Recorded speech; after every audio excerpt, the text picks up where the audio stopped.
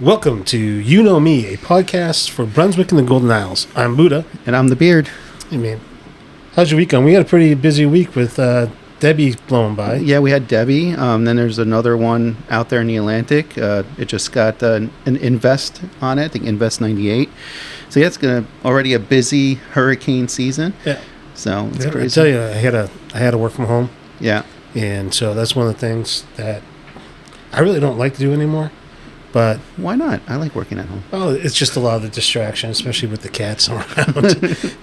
But it's one of those things that brings to mind of like how great things are because you can work from home. And I think we're in the best spot here to talk about something like this. We are at Coastal Computer Company. You can find it as Coastal CPU online. And why don't you go ahead and introduce yourself and tell us about your background, and we'll go from there. Well, my name's Adam Casgar. I actually founded the business 16 years ago. I am originally from the north. I spent half of my career time in D.C. and Maryland. I actually started out in a computer lab up there at a college, and they said, hey, you want to do something fun? Go into computers.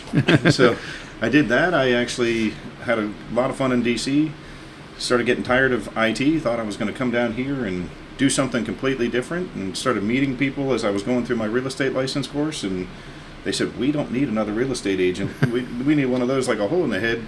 We need more IT. So during my real estate course, I actually wrote the business plan to start Coastal, and here we are 16 years later.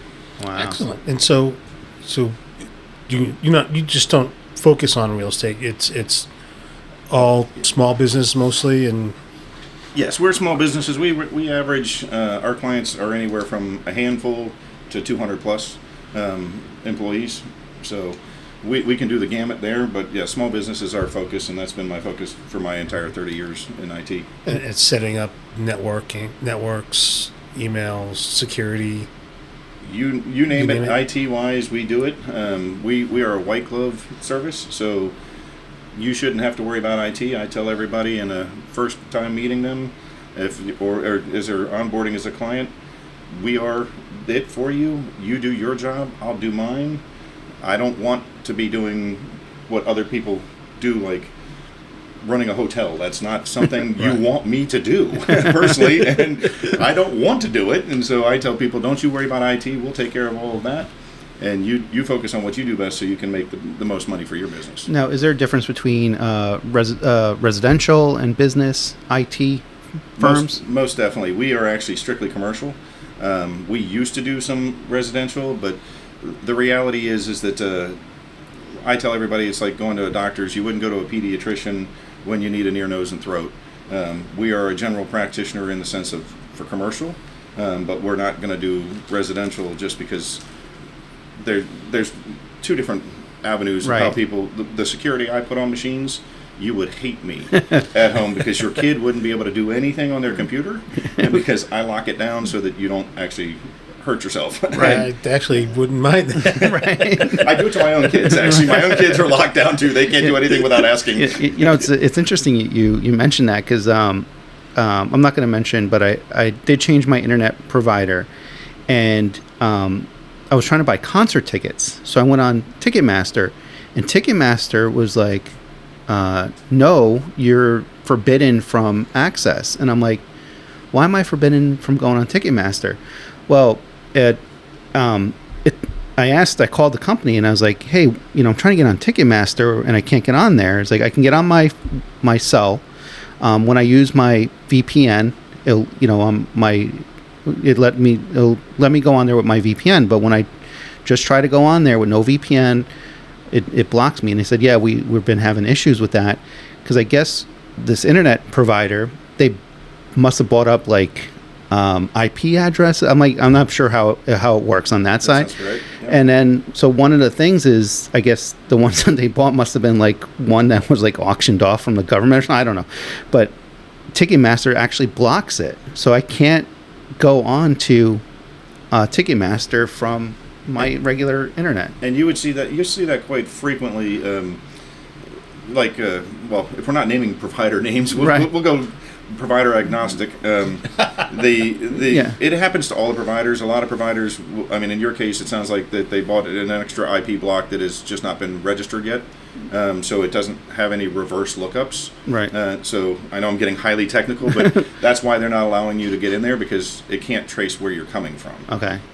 It'd be my guess without actually doing the investigation. But you'll also see on other providers, bad actors or people are doing spamming and stuff like that, and so they get blacklisted. Yeah. And that'll happen too, and a whole blocks will get blacklisted, and it's happens to the best of them. And sometimes our clients happen to be on those ranges that are, a whole range has been blacklisted, and you have to get them off the blacklist because they're not doing it. But the business down the street or the home user down the street has that IP address close to it, and they blacklist you. That's crazy.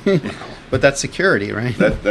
That's the first layer of security for sure. We always want to know where things are coming from. And so, like, even I keep on getting like emails. I got one just recently the other day that my information has been leaked, right? So, like, how does that happen? Usually, unfortunately, it's user error. I'll tell you. Well, that's actually probably not 100% true, because there are obviously plenty of places being hacked. Right. And in fact, in late July, a big breach was released, and it was out of a Florida background check company. Mm-hmm. So we do a lot of dark web monitoring for our clients and stuff like that to see what's coming out. And for the first time, we're seeing PII hits, personal identifying information, come out with that with stuff that shouldn't be there. And we're attributing a lot of that to that breach. That breach was hundreds of millions of records and left a lot of people data. But you hear it all the time. I mean, AT&T has been compromised lately. Pick any big name company. Like credit card companies have been compromised. Even Ticketmaster, since I mentioned Ticketmaster, they had a huge data breach with all their customers. Yeah. And so then it gets sold on the dark web. Right. And so, somebody's paying pennies on the dollar for your name, any data that they can get off of, maybe your social might be there. Depends on what websites you're using. Websites are compromised all the time. Yeah. Not just the big guys. I mean, small guys get compromised. I joke a long time ago, I was going to my church's website here locally. I mean, this is 10 plus years ago, so don't everybody freak out going, what church was it? It's not recent. But the actual host provider for that church website got hacked. And the minute I went there, all sorts of alarm bells on my machine went off, and I'm like, wait a minute, what? And all I was trying to do was an online donation, and I'm like, well, this is not a good idea. But that back end got compromised, and it wasn't the church's fault by any stretch. Right. It happens to everyone. So how do these bad guys do this? Well, they're getting very lazy these days. I tell you, most of the attacks I see in our realms of the small business world are lazy, completely lazy. It's a simple email that comes in. And, that email comes in, which is known as a business email compromise. Right. It's one of the highest ways of getting people. They send you an email and say, hey, my boss said wire money here, or I'm I'm in Timbuktu and I need you to bail me out because I lost all my luggage or whatever it is. And people click on that bad link and don't even know it. And then all of a sudden it's sucking all the information off their machines, because people like to save passwords in browsers. That's an easy thing. Right. Yeah. Easy thing to exfiltrate. Oh boy, I'm not going to even start with that word. Extrapolate. Yeah. Thanks. Yeah. But it's usually very simple, and somebody's interacting with one of the bad guys simply enough. I mean, the super duper hacks that you see, like when you're looking at the provider or the background check people in Florida that got hacked, that's not one of these easy hacks. These are people. These are being attributed to big groups. Yeah. But when you talk about hacking, one of my favorites that I've talked about on panels with people is if you look at the Ring Central hack, that was done by 3 teenagers across the country, and they hacked Ring Central and started swatting people. And it was about a year and a half ago, the FBI finally got the first conviction on one of them, and they were all under 18 at the time. So you don't have to be, in today's world, it's not some magical thing you see on TV that they're back there doing some sort of crazy stuff on the computers. It's readily purchasable these days. You can buy the toolkits to encrypt. You just have to, unfortunately, get somebody to click a button. And with the AI generation now, one of the things that most people aren't talking about is voice is a big one. They can fake your voice. Right. So, and typically the hacks we see are somebody sends an email saying, stop sending my payments to this bank account as a business and go to this new account. And I see these all the time, unfortunately, and people don't do the simplest thing. Pick up the phone and call them and say, hey, do you really want me to change where I'm sending all my money to? Right. And if you take that 2.5 seconds, you end it. Right. But with the voice piece, we also say the same thing now. If the phone call came in and said, hey, change it, okay, great, hang up, call them back and say, was it really you doing this? Right. And usually you'll see a different phone number than what you have on file. Right. So I'd always suggest calling the number that you have on file and not the number in that questionable email. And I've seen invoices, false invoices come in. Hey, this is past due. Pay this immediately. That sense of urgency, they want to get you out of your comfort zone and not think like this has to be done. And you click on whatever it is to pay that invoice, and then you're cooked.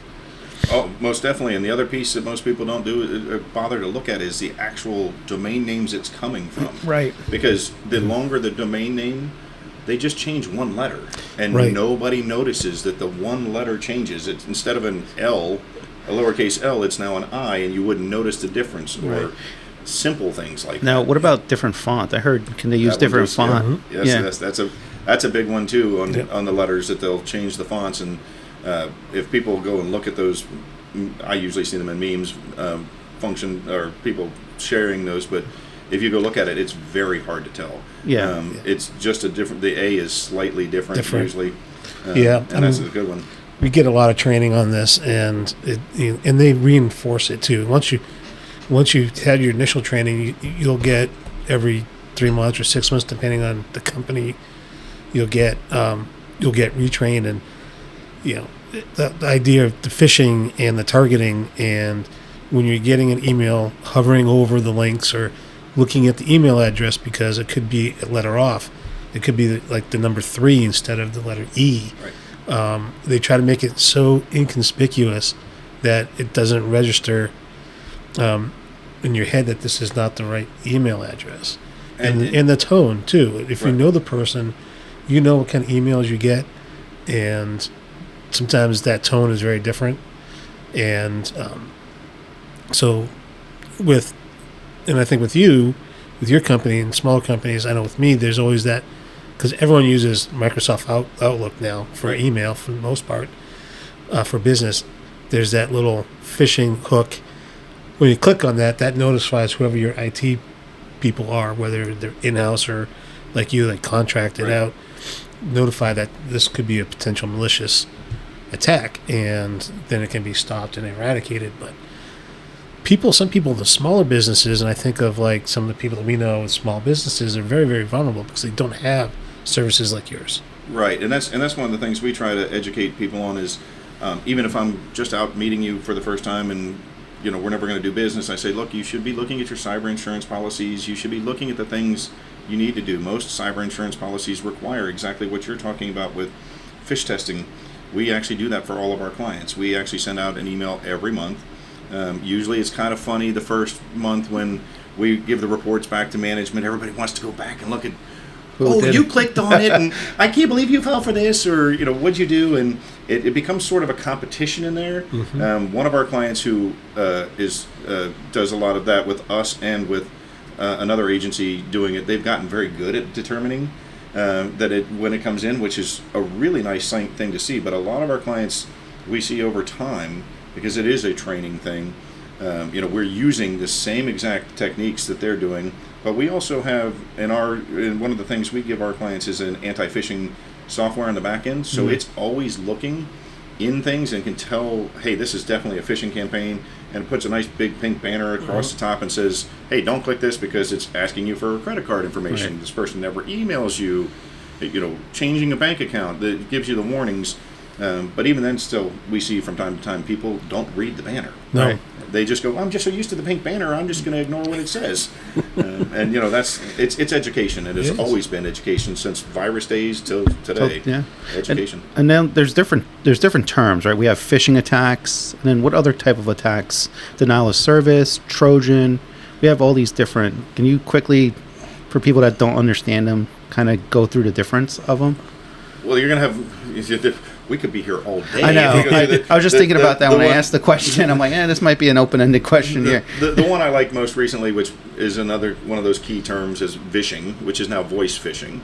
So you have voice phishing, you have phishing, which is like we're talking about. You're sending out an email and asking somebody to do something, which ironically has gone down in the compromise reports in the last year or so from the FBI statistics, which is good. That means people are being educated.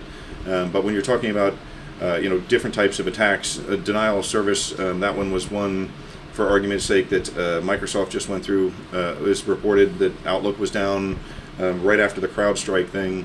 They had a DDoS, which is a denial of service. So somebody out there is basically hammering their web servers so that they can't respond. There are too many requests flooding in at a time. Those are typical. People want to talk about a Trojan. That's an executable that happens in the background. Somebody sends you an actually a lot of times these days you can see this stuff happen inside of a PDF, inside of a Word document. We use some software on our clients. It's called Zero Trust to prevent these kind of things.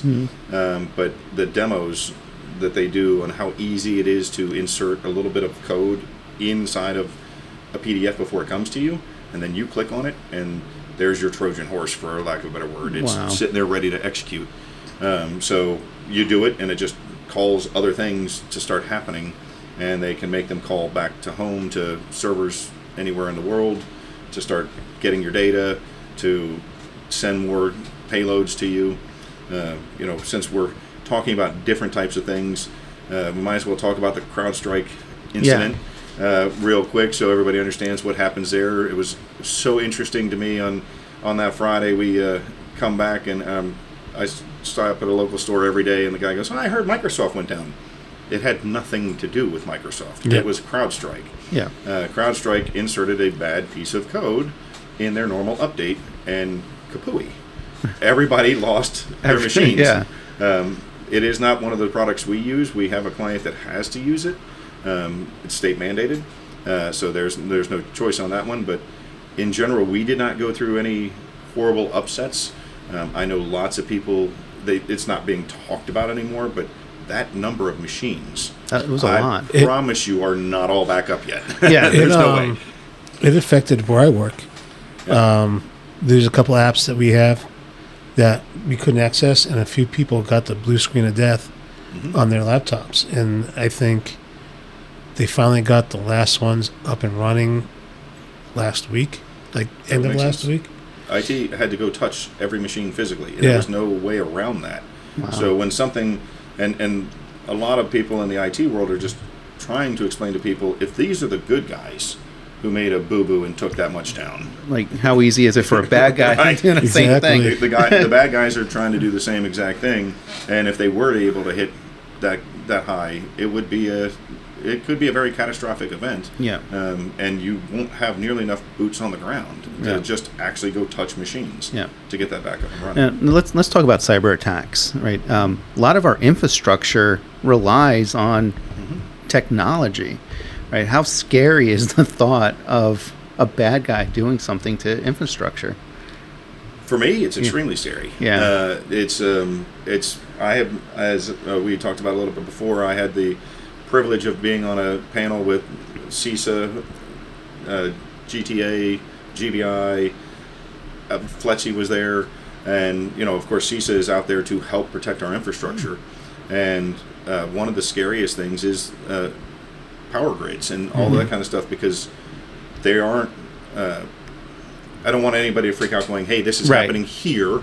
I happen to know better that what kind of protections are happening here, so I'm not worried about here, but it is other places in the country that really scare me. And I've actually met with CISA, one of my clients, about a year and a half ago, and they were doing evaluations of this person's infrastructure, and we were telling them, hey, every night we randomly change the administrator passwords to 60 characters unique, and I do that for all my clients, and they're like, how in the world are you even maintaining that? And that's the most security I've seen better than places like Miami or New York and those places that aren't doing that. And one of the problems when it comes to infrastructure is who's doing the support, and you start looking at power and nuclear or water or sewer or any of that kind of stuff. A lot of that infrastructure is controlled by people remotely helping the towns, and they're lazy, they're not IT people, and so you're opening up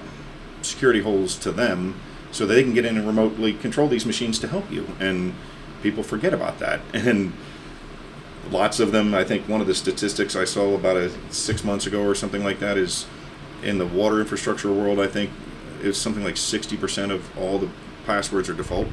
Wow. And it's like, wait a minute, what? You didn't even change this default password? I mean, capital PASS. That's right. Admin 123. Right. I mean, come on. So it's easily Googled.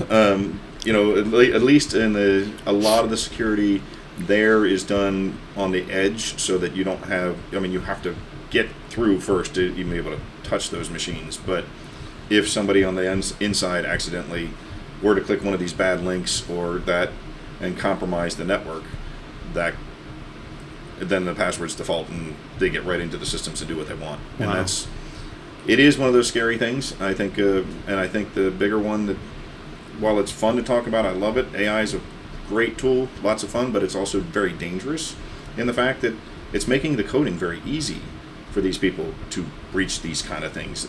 And when we're talking about the emails coming in, it used to be real easy. That spam email came in, broken English, misspellings left and right, everything. Now look at it; it's perfectly written, and you can't tell who wrote it. Right. So the good old days of that prince in Nigeria is gone. Yeah.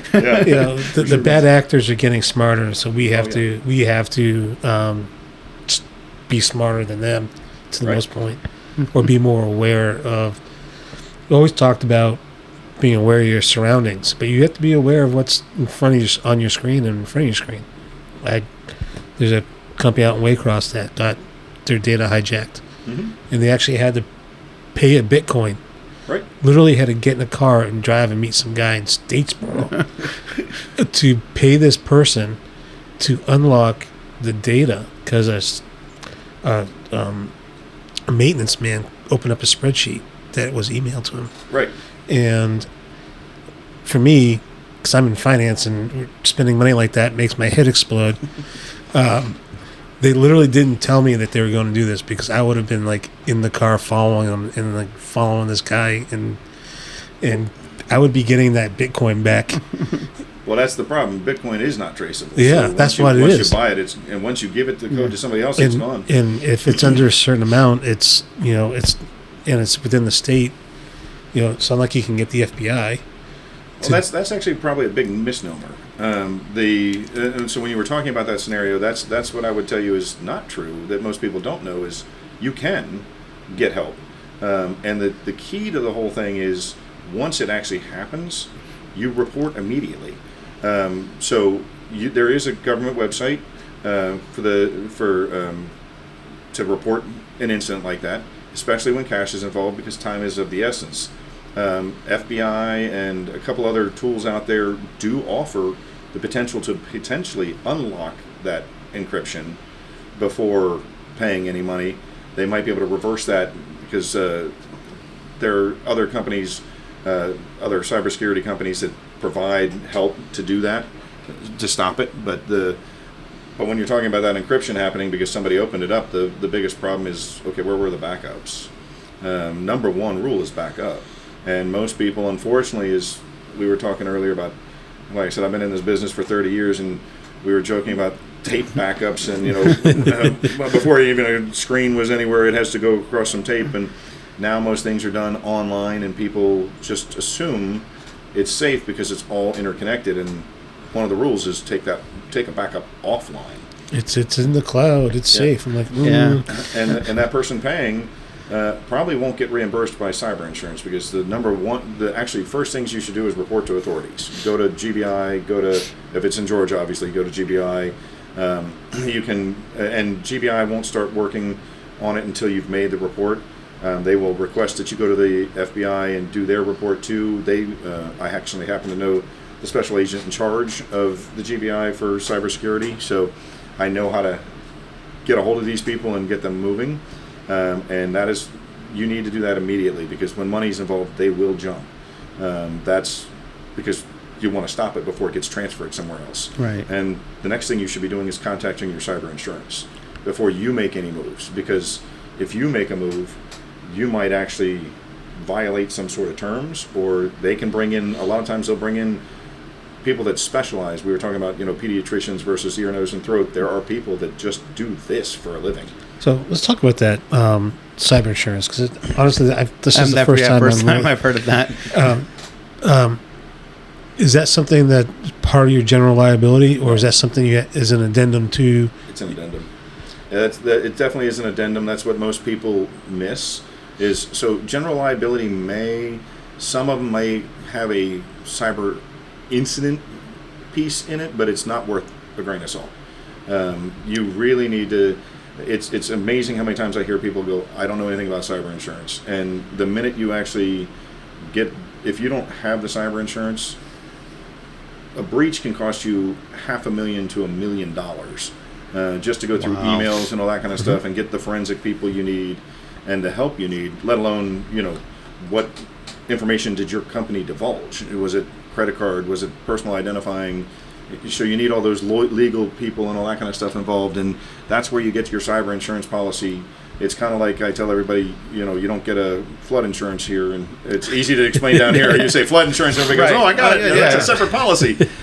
So you need that policy, and it should be separate in and out of itself. And they're getting harder to get.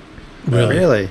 Because they've been paying out a lot of money. Wow. And that's why when we talk about the security that we provide to clients, you will meet or exceed your cyber insurance requirements.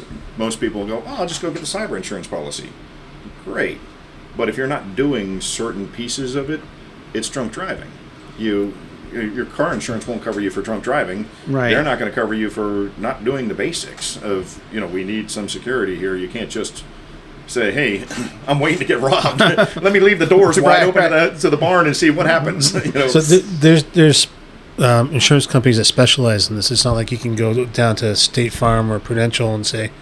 A lot of the big companies will do it, but it's a lot of times outsourced. But there's several local providers here that actually do have a cyber insurance division, and so just call and ask your provider who you're using. Do you actually have a cyber insurance division? Because you basically have to theoretically go for like a little vet before they actually put the insurance on you to make sure that you're healthy, you're not you've not already been compromised and don't know what type thing, and you're doing some background things, and that'll turn around and cause what your value or how much you're going to have to pay a month for it or a year. Because if you're not really doing anything, you're obviously going to pay a lot more, and they will put riders on it saying you only have so much time to get 2FA turned on. Multi-form authentication, for people that don't know what 2FA is, but if you don't have multi-form authentication on your emails, you will get a exclusion on your policy going, we won't cover a business email compromise because you're not doing what you should be doing to protect yourself. Now let's talk about your business. Now you just mentioned that the cyber insurance requires certain pieces of the puzzle for it to be effective. What do you provide your clients to make that happen? Well, the list is long.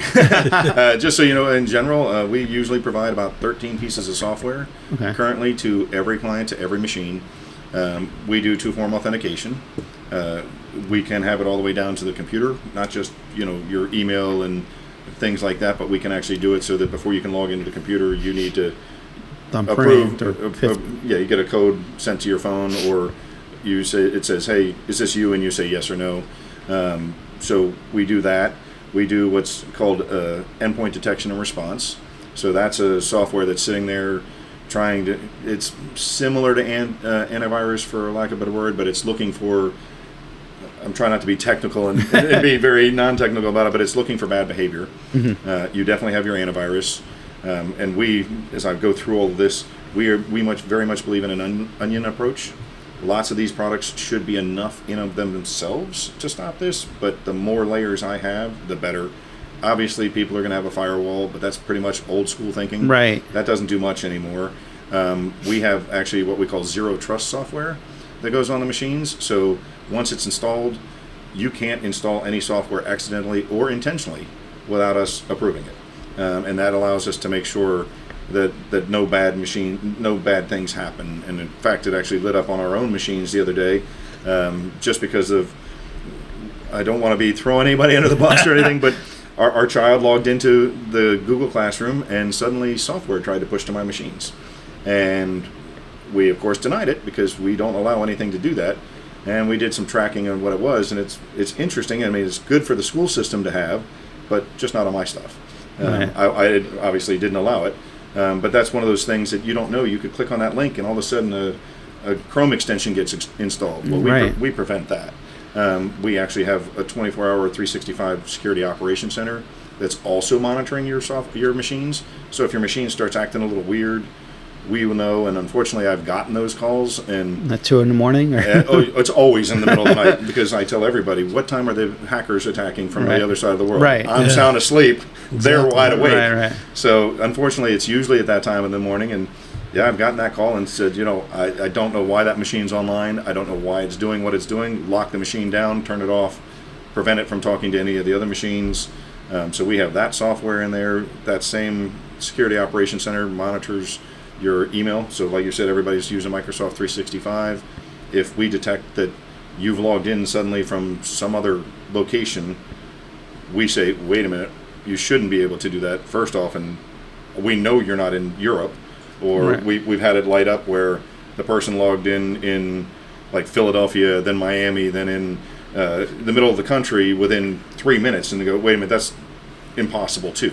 So that we find those, and that's when we immediately act. So just that's a kind of the general overview, but those type of things. And then of course, like I said, we have software that randomly changes every day the administrator passwords to 60 character unique for each one of those passwords. So we have about 1,000 plus passwords we change a day.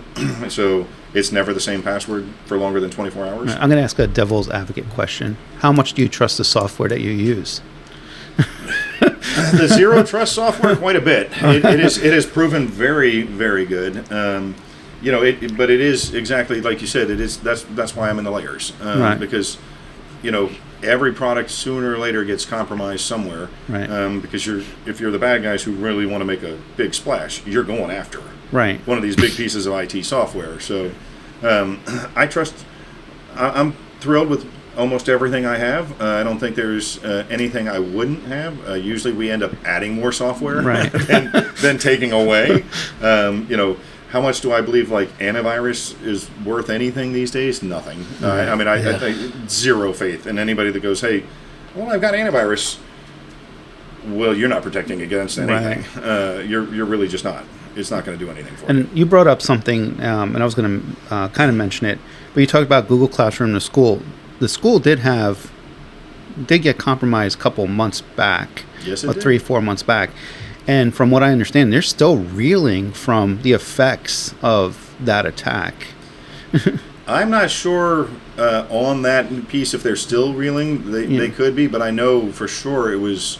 But I mean, again, like we've talked about, anybody can get attacked. Right. School districts across the country are getting attacked. It's not unusual that they're going for it. I mean, unfortunately, with not just this school system, but lots of other local ones, I've done just a quick dive into the dark web to see what's out there, and we find quite a bit of data, and some of it disturbing, and going, why is nobody paying attention to this? Or we'll just pass it along to them saying, hey, by the way, we found this. Hope you're doing something for this to prevent a potential catastrophic failure. But it does happen, and again, you've got to look at our school system and the sheer number of computers. They don't have enough IT people to take care of all of that. But I'm sure that they brought in under the cyber insurance policies they have remediation teams to help. Yeah. But it's scary, and that's just going to be. You go look at MGM when they got hacked. That was about a year and a half ago when they got hacked, and that hack was an inside job from social media. Right. I mean, it wasn't even a really good hack. Wow. So it's social engineering, and that could be what's happening here. A social engineered attack, and you just don't know it. Yeah. That's a good term. I was going to ask another question, but since you brought up social engineering, that is one of the things that we get trained on about, is the fact that they call them bad actors. For instance, if you're in a business and most likely there's a LinkedIn page, right, you can go to that business and LinkedIn page, and there's a place where you can see, well, who works there. And then if you have a LinkedIn file and you say you work for that business, they can see you. And like, okay, well, let's see. Well, here's Frank. He works in accounting. That's the money. That's what we're looking for. So they, like, okay, well, here's Frank with it, and they start Google searching my name, and they can find, they can find Facebook, Instagram, right, such that they social engineer ways to get in touch with you that fit what you do online. And it I call it a long con. Right. It takes effort and it takes some energy, but it can be highly, highly effective if it's executed the right way.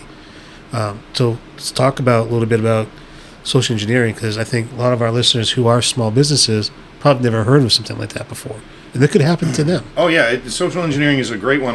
When you were talking and telling the story, I'm like, were you at the round table? Because the guy from CISA was talking about this exact scenario, and it was right after the MGM attack. And like you said, the MGM social engineering, they went and figured out this guy works for IT, that he's not there, he's on vacation. So they pretended to be him, called in and said, hey, can you reset my password? And here's the new phone number I have. And bingo, they gave him, and he's an admin to everything. Wow. And boom, within minutes, everything goes away. But the CISA guy was telling the story of the same thing. I'm looking at your social media and who works where. And, well, hey, suddenly, look, you're on vacation. So I'll go to the front desk and say, I'm IT, and I'm here to work on Frank's machine. Oh, Frank's on vacation. Yeah, I know he wanted me to do it while he was gone. Yeah. And then they walk out the door with your computer and everything on it. And give me physical access, you're in deep trouble. But it is one of those things of just looking at it, and as long as we're talking about the social engineering pieces of it, one of the things for protection, most people don't even realize, your Facebook, your LinkedIn's, all those can be two-form authentication when you log in. Yeah. You need to do that. So it's basically the equivalent of like Christmas time, and you leave your brand new 72-inch TV box outside, and everybody knows you got a 72-inch TV box. No, yeah, right. There's no reason not to come in here, and I tell everybody. Unfortunately, it's more the easier way of telling it is, it's like you've got this beautiful, secure house, built this great thing, but this big door that you forgot to put in, and you didn't put the front door on, and you didn't lock it, and you didn't even look at it, and I mean, it's the same kind of things of. How long did we listen to car alarms go off and everybody just walk past them and say, no big deal. Who cares if they take that car? It's probably a fake. Or probably, we're all old enough to remember car radios being stolen. That's right. And then they went to you have to take your faceplate with you. He's dating us now. But I have to, tip my hat to where I work, because they're the ones that really trained me on a lot of that stuff with the social engineering. All the different ways that we can be hacked. I work for, it's a company in Savannah, but it's actually owned by a much larger national company. So they own like 70 other businesses. So IT is very, very, because it's very, very important. So they're very, very good at training us on these things. And the social engineering is literally a 45-minute online class you have to take and pass. That's great. It's almost unheard of. That I'm so impressed. I'm like, I want to go work for you. You've got a great IT company. But it's always fascinating me. Not fascinating me. It fascinates me, but it also scares me because of how easy people can get just taken, or computers compromised, or they can get hold of your social security number. They can clean out your bank account, or open up credit cards in your name, and all these kind of things. I've seen some of these things happen to other people, and I've seen obviously I've had, phishing emails come to my work before. But this is just not, I work for a much larger company, but this happens, I think, and is more successful at a much bigger scale with the smaller companies, especially the companies that you work for. It 100% is. The actual statistics from the FBI show that the attacks really are small businesses.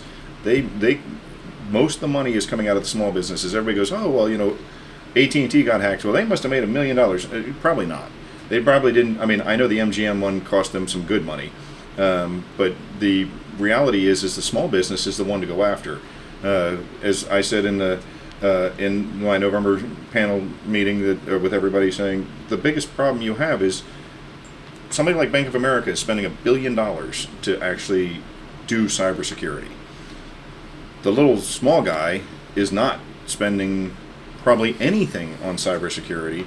So where do you want to go to try to break in? To the big place or the mom and pop shop that's got, $20,000-$30,000 that you can heist immediately? And that's, when I first started my business down here, I had a client say to me, well, why do they send all these phishing emails and act like they're Microsoft or whatever and get me to pay $40 up front? I said, do the math. You hit 1,000 of those, you're making great money, Right. And you can do 1,000 of them in one day in hours without a problem with the phishing. But getting into Bank of America could take you hundreds of days, and that's one of the things that most people also don't understand. Most breaches it takes almost 200 days to identify a breach. So you might be breached and don't even know it. Mm-hmm. And I, like I said, I like to go back to AI. The thing that's more scary now is how much that's going to impact, because I personally believe most of the hacks I see here locally in our area are what I call lazy hackers, not the big boys who like to go hit, So it's mostly like we talked about, like phishing quickly, emails or... That's usually it. We see people change a domain name and send out an email. You're compromised somewhere, but not exactly sure. They get your client list or something like that and send out an email saying, hey, it is still a business email compromise, but send the money here instead.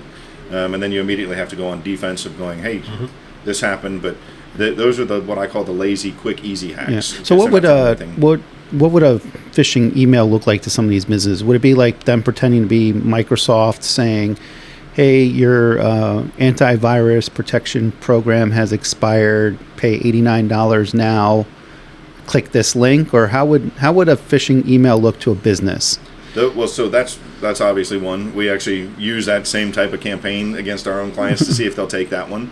Another good one is going, hey, you're for Microsoft House, you would say your email password has changed.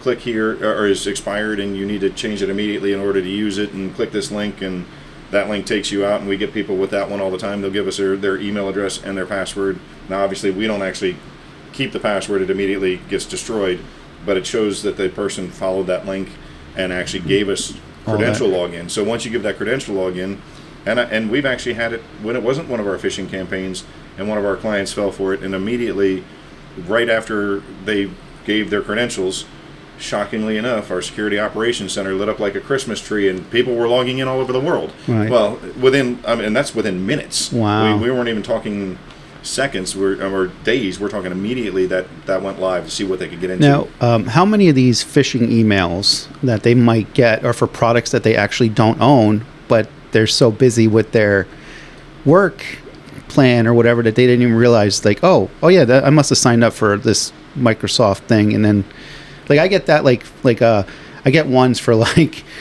from Best Buy, like, hey, right. Your Best Buy, like I don't Warranty's have that, expiring. right? Or right. or I'll get ones from like I have Sirius XM, but I'll get it on a different, not the email that I get my Sirius XM stuff right. from, but like on my other email, like your Sirius XM subscription has expired. Click here. I'm like, this is not my email address for that anyway, right? So I know it's BS. Like, how many of those ones that people don't even realize, like, they're not signed up for anything that they think they are, and they click that link? Well, I think the point has already been made that education is really important. Right. But it is true, because we've done the fake one of, hey, your antivirus is expiring, and then of course we get calls from accounting going, why does everybody think we're getting our antivirus expired? Because we don't even use that. We're like, that's correct.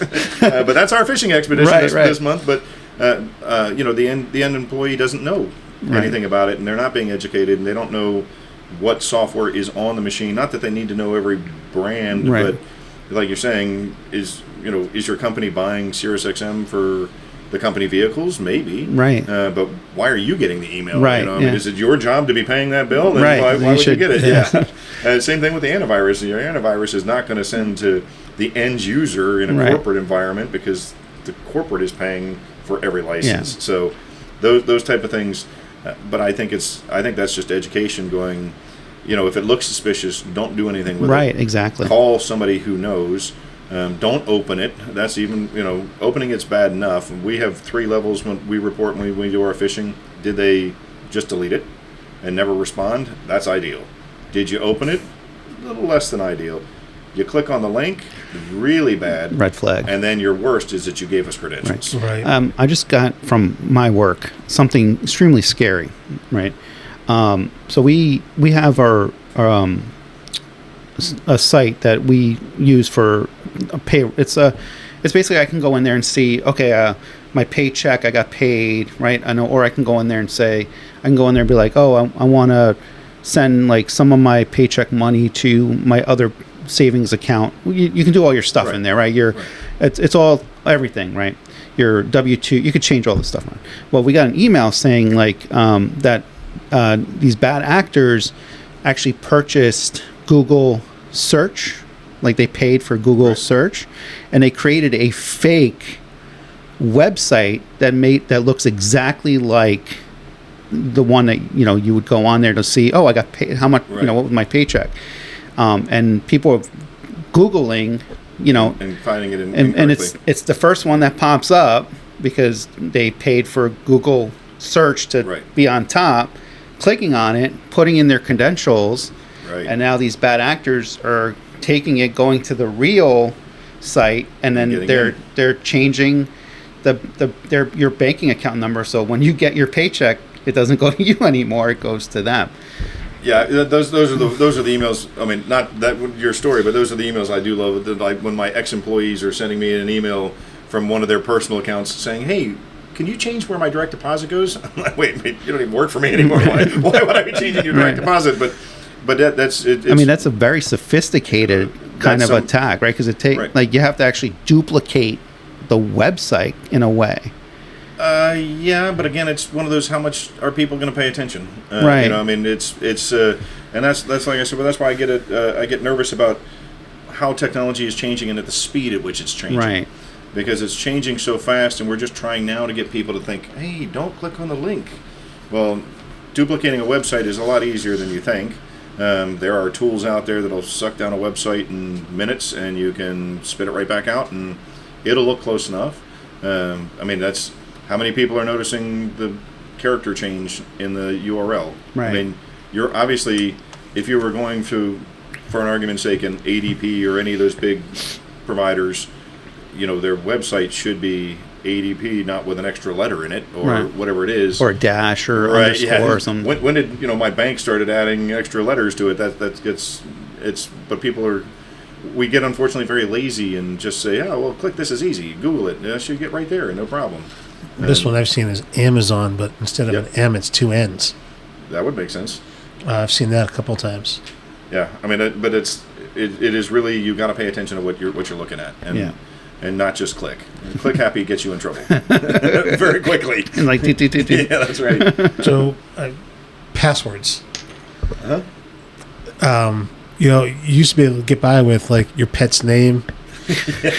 Orange Kitty 1. Yeah, I was gonna say, usually it's always using best policy for sure is use something about your date of birth, your child's name. Those are your street address. Yeah, that's right.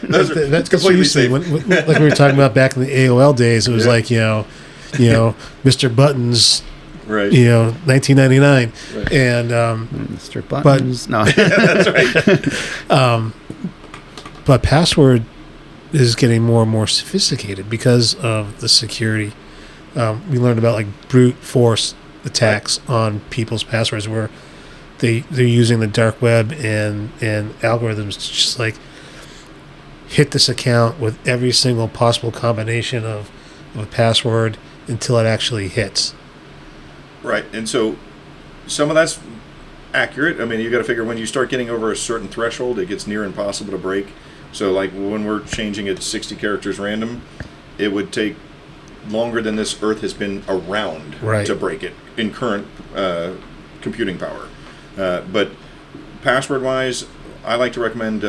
So the password NIST and those people who sent this, what you should be doing, has been really pushing to go to passphrases, not passwords.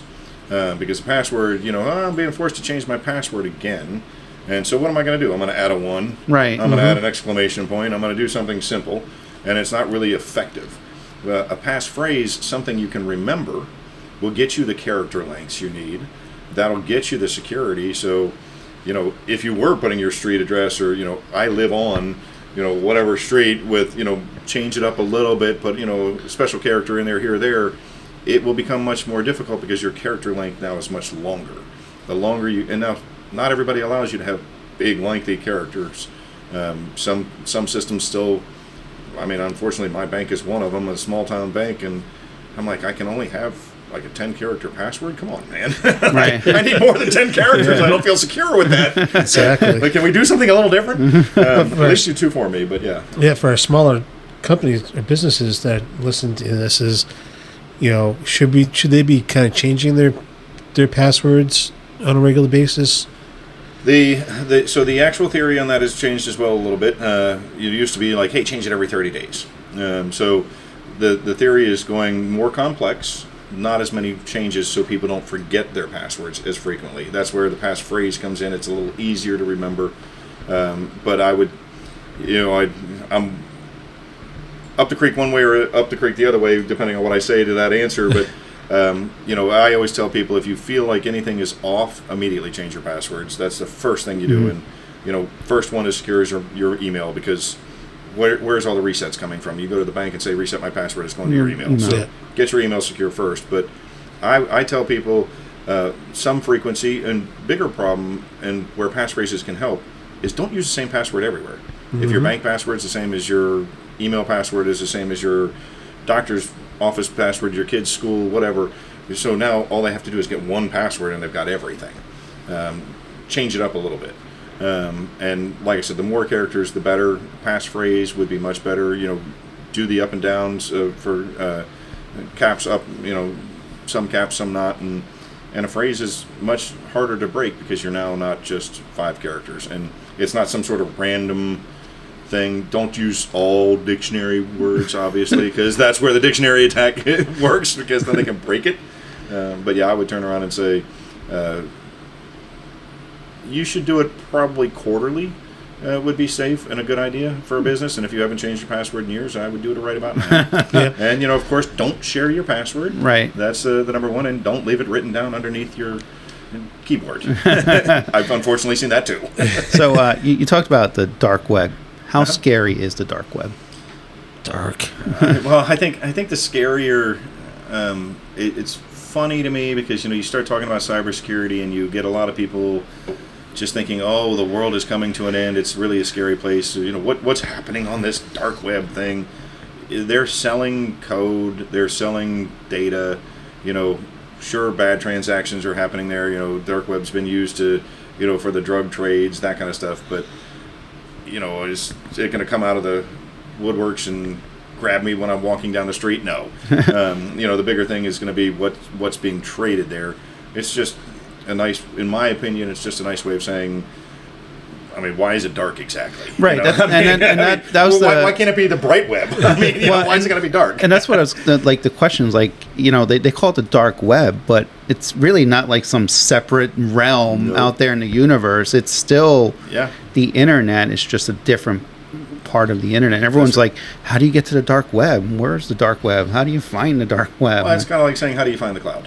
Right. It's connected to the internet, right? That's the basic of it. How do you get to the cloud? How do you get to the dark web? You have to be knowing where to look.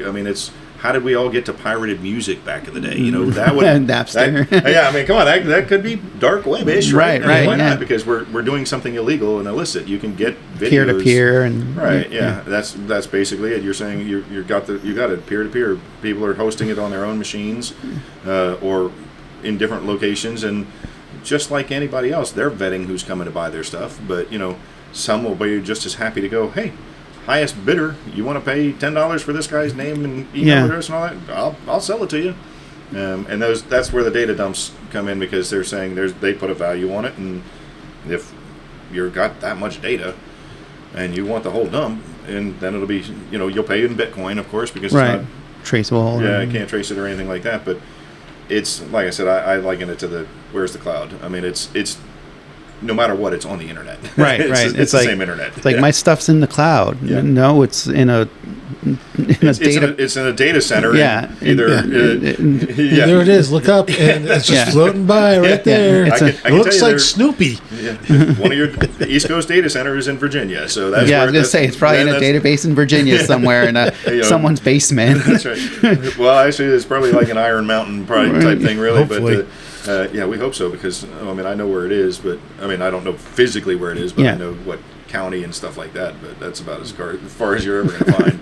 Right. And how safe is the cloud? I mean, cloud has got the same problems. You know, what we actually have added in the last 6 months, we've added another piece of software that is actually monitoring cloud apps for that exact reason, because you know, we've made it so that the world has made it so you can just go add. I want to suddenly store all my files in the cloud, the magic cloud. Right. But when you go through that first setup, they didn't do all the setup that they were supposed to do, because they didn't have the technical answers to do what they wanted to do, and so they leave admin stuff still open, and those things are being compromised. You know, the more we put data into the cloud for security purposes, you're going to have bigger breaches. Obviously, you know, now a lot of accounting is done online. It's not done locally anymore, where it was on your machine. So we had to just attack your machine to get your data. Now all I have to do is attack the host. Yeah. And that's where it all is being stored, and then I get a lot of people's data, not just one. So it will be, in my opinion, a big target, because people aren't securing that either. Again, two-form authentication. First level of defense, easiest level to turn on, and nobody turns it on. Right. And how did my stuff get compromised? Well, you didn't do anything security-wise. You look at, we talked about schools earlier. Look at the school districts. I mean, across the country, everybody's using about one of 3 platforms, and they're all stored in the cloud. Right. And what do they have? You know, they have your students' information, they have your information, they have your driver's license, they have your social security number, the kid's social security number, all the health information. Schools store all of that information. And how are you paying for your kids' school lunches? Oh, probably a bank account somewhere tied into one of these systems. Right, yeah. So, you know, is that completely secured? I mean, these are great targets to spend some time to get the large payouts, and they're getting hit. And one thing people need to understand is, oh, well, they're attacking me electronically. They're taking my money. We can trace it. No. As soon as that money, that electronic transfer is turned to cash, it's gone. As long as it's not a wire. If it wired to one place and then they come in, because being in accounting finance. I know, I'm with you. I know where you're going with this. I'm aware. So I'll give you this will be a quick scenario. I worked for a credit union when I was 26. I was their accounting supervisor. At that time, to send a wire through the Fed, you had to have one person to enter it, one person to approve it, and one person to send it. I was set up with all 3 rights. Not only that, I had access to everyone's bank accounts.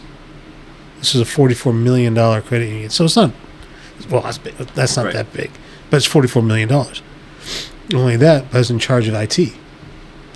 Talking about running tapes. I could literally wire $44 million to several different, on a Friday afternoon, to several different offshore accounts.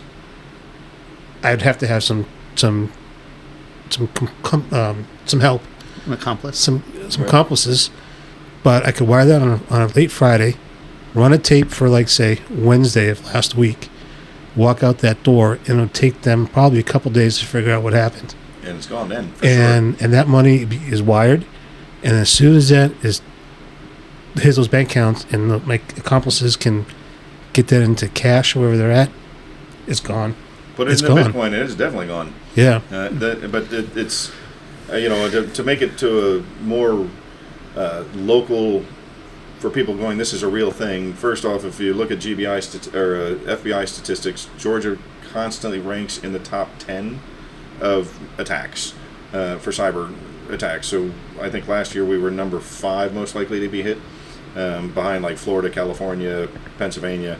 So we're high up there. But what I've seen here locally, not that it's my clients or anything, just what I know about local transactions that have happened, they try to get in between you and a deal for buying a house. They try to pretend to be the closing attorney, and they will tell you to wire your information, and just like you're talking about on the wire, that wire goes out. I've heard of things here, they're $250,000 in one hit. I've heard $300,000 in a different one in one hit.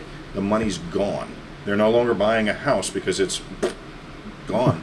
And but that's why timing is of the essence. The minute you get if you think there's an attack and money's moved, you've got to get the FBI on it right away. Well, it's just amazing how, and we talked about it before we started the podcast, but like from how just the way the technology has progressed, and now even to AI. Yeah. Like, and my favorite picture is from 2000. I put it in anything I do on a slide presentation. I do the 2005 waiting for the Pope to be announced, and you look at the crowd, and there's not a single cell phone in sight. yeah. 8 years later, look at the crowd, same time of day being taken, it's a sea of blue. That's 8 years. And that's how fast we went from nobody had a cell phone to everybody's holding up cell phones to record what's happening. Yeah. Mm-hmm. And AI is taking that to a whole new level. We're talking about people getting, taken. I watched some lecture series this summer on AI, and one of them was George Carlin's daughter, talking about how they faked him in doing a comedy stand-up with today's. I mean, obviously he's not around anymore, and AI regenerated his voice, and I believe Elvis is on there. Or no, the other one was there was Princess Leia, whatever her. Carrie Fisher. Carrie Fisher was there talking about legacy of her sister and how they're using AI to generate them, and it's going very, very fast. And then you also have deep fakes. Right. Well, I mean, look, everybody's seen the memes of pick any political character right now, and there's a fake of them doing something that's not them. Right. Well, look at Al Michaels for the Olympics. That's AI voice. That's not even him. That's all AI. Yeah, and the voice is getting much better. And he sounds. I love sports. I've heard Al Michaels a lot. It sounds like Al Michaels. I mean, if you close your eyes, you'd be hard pressed to see this as AI. Yeah, originally AI was pretty easily detected because it's very monotone.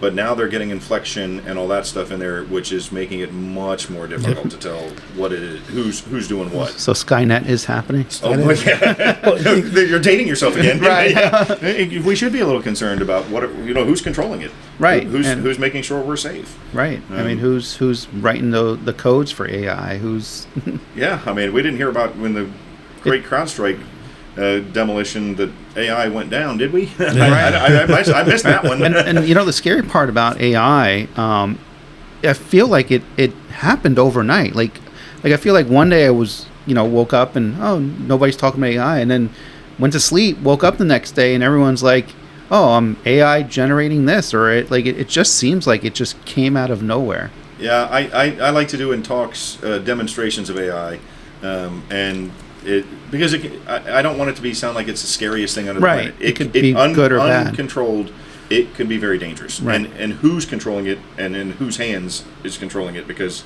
we don't need this to be a politically weaponized device in any way, shape, or form.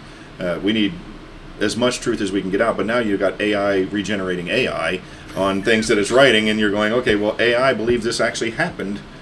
but it didn't happen Right. because it was fake to begin with. Yeah, and you know, you're talking about AI being used to write these phishing emails. Like when I sell stuff on eBay, on the description it actually says like use do you want to use AI? And I'm like, Right. well, let me just see what happens. It wrote the most perfect description just on like 4 words in my title. Like I'm trying to sell like old Funko Pops or whatever. Right. So I just put, whatever the Funko Pop is on the title or whatever. Right. And then it writes like a 2-page paragraph on like Oh, yeah. perfectly on this like Funko Pop. And I'm like, oh my God, like how in the world does it know from like 3 words like what I'm selling? It's well, yeah, but you're right. And when usually I talk to people, they go, "Oh, well, ChatGPT is for babies." Like that's nothing. You haven't seen nothing yet if you think that's cool. I mean, like I do in one of my demos, I had AI generate pictures of me. You take a couple pictures of yourself, and this app will suddenly put you wherever you want to be, and it's totally amazing, and everybody gets a good laugh. And I say, well, which one's AI generated, and people try to figure out which one it is, and nobody ever gets it. There's always one that's obvious, not me. Because I'm sitting in front of you, going, hey, which one is the AI generated? Right. But what you're talking about in descriptions, this is why I think small businesses, if your IT is not talking to you about what AI could do to help, think about how quickly, like you said, you're trying to sell the most perfect written thing, and it's just a great, easy asset. So you want a great social media post, ask it to make you a social media post about what you're doing. It'll put all the little cutesy icons in there. It'll do everything. You want to make a website, you want to make a spreadsheet, a PowerPoint, it'll do it in seconds for you.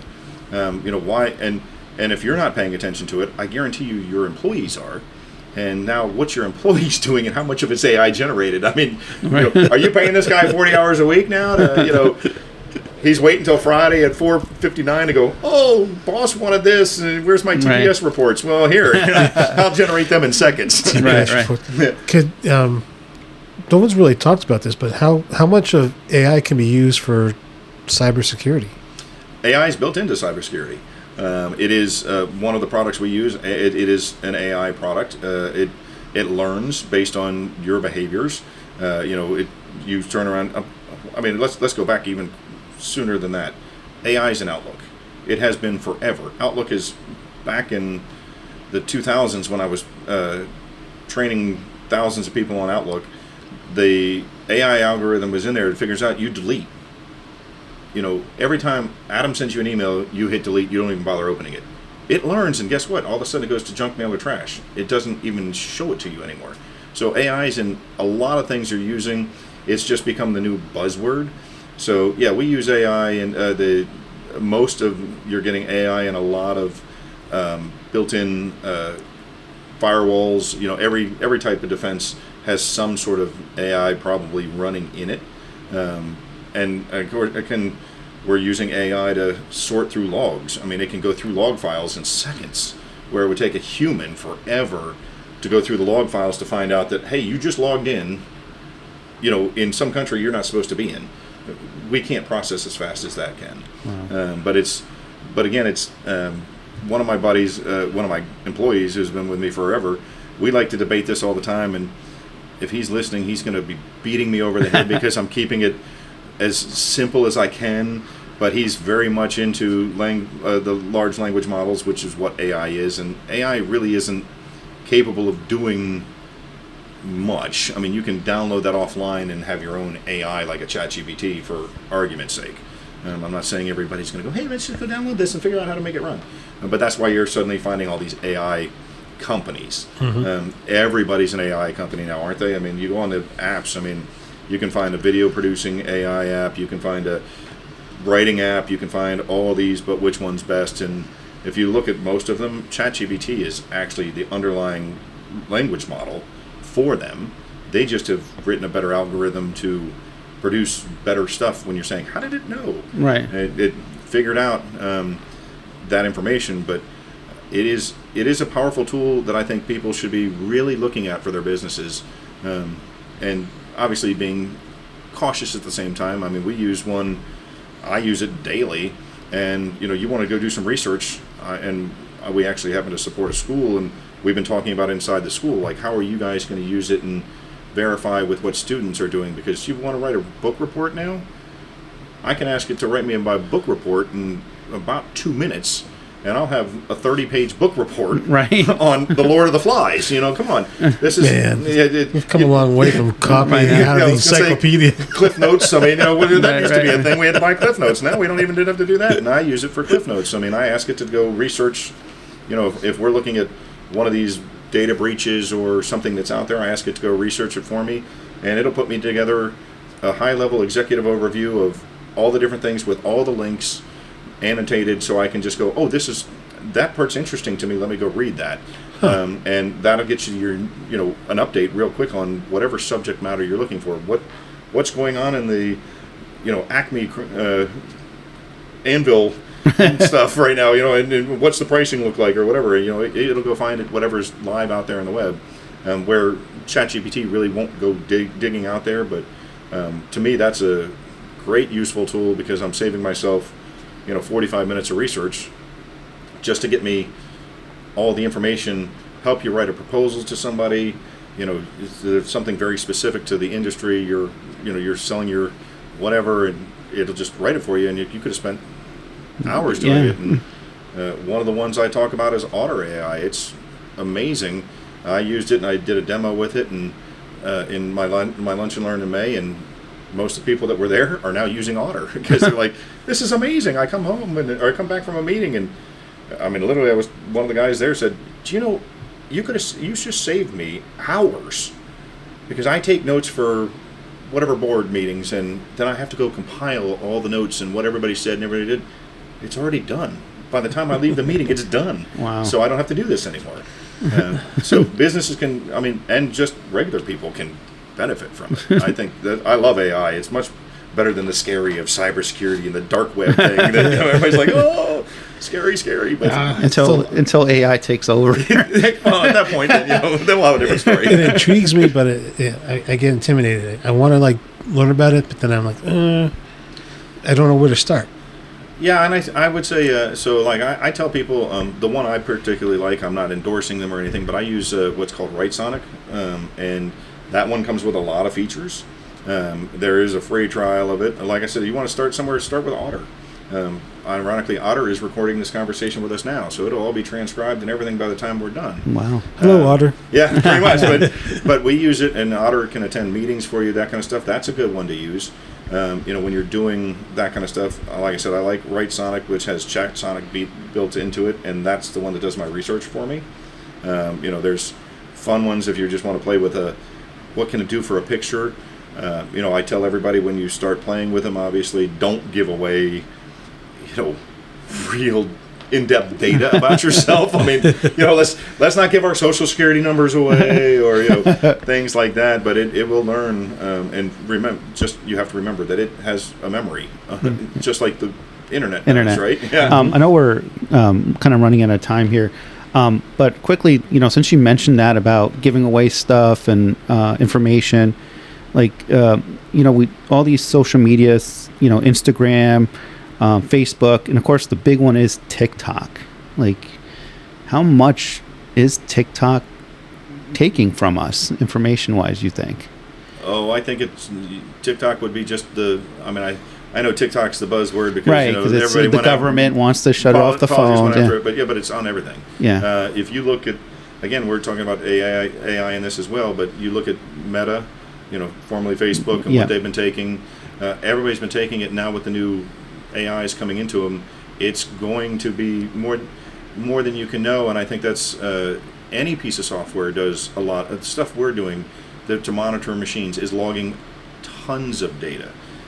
It is something where you need to be careful about what you put out there. It used to be, hey, let's keep up with the Joneses, and they're on vacation, and look, they went to Hawaii, so now I'm going to wherever to outdo them.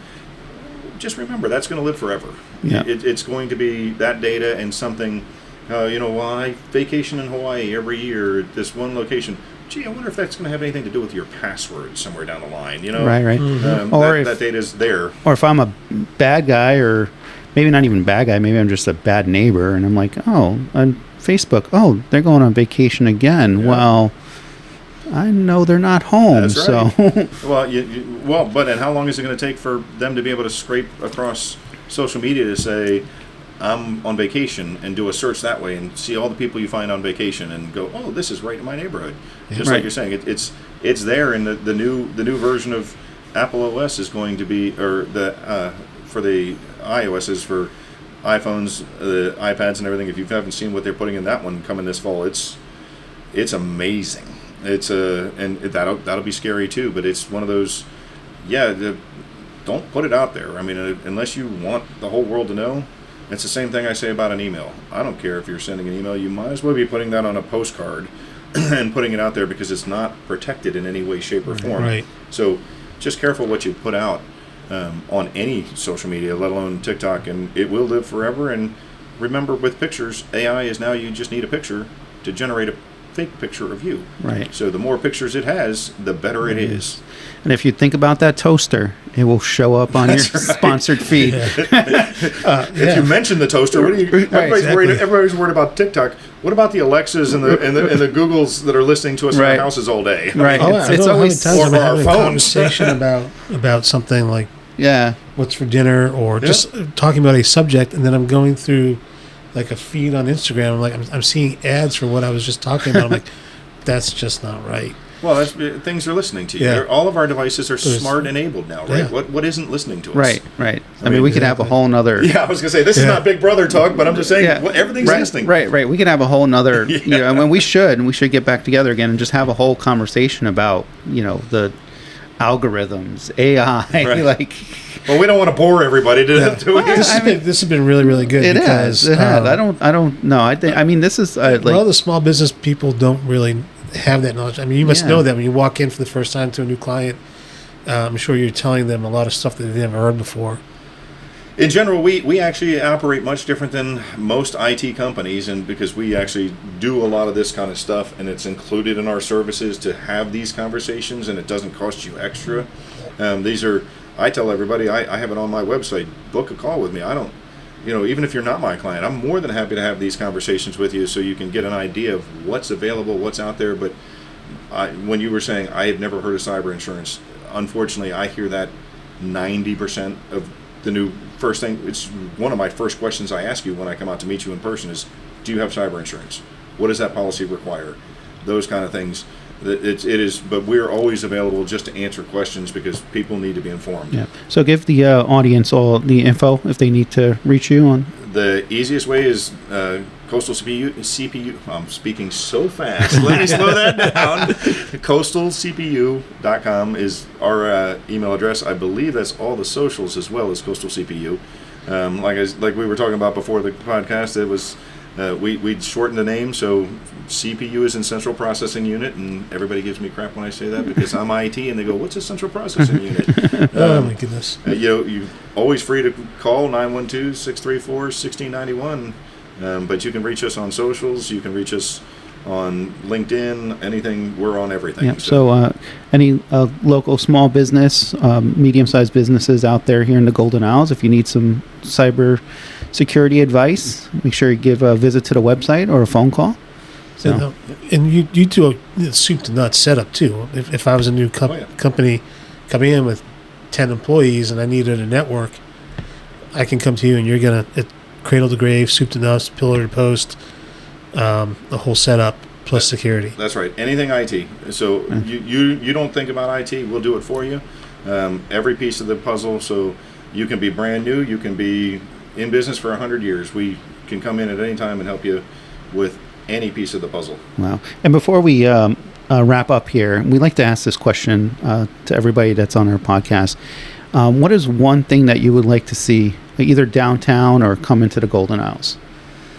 Or even excited for? Because I know we do have a lot of things coming in. Well, one of them's already coming. So I have to confess. Okay, I told you I came from the north. So, Wawa is about here. Yeah. So it would be food-based for me for sure. Having been from the north, I miss, soft pretzels. Oh my! Would you bring me some real soft pretzels, man? That'd be great. So that would be great. I'm definitely a foodie, so any type of food, other than what little we get option wise here, would be awesome for down here, especially downtown. Yeah. I do love a good soft pretzel. Oh yeah. Well, thank you so much. I really appreciate your time. Thanks so much for having us here. We really appreciate it. Thank you. Well, I appreciate it. Thanks. Thanks.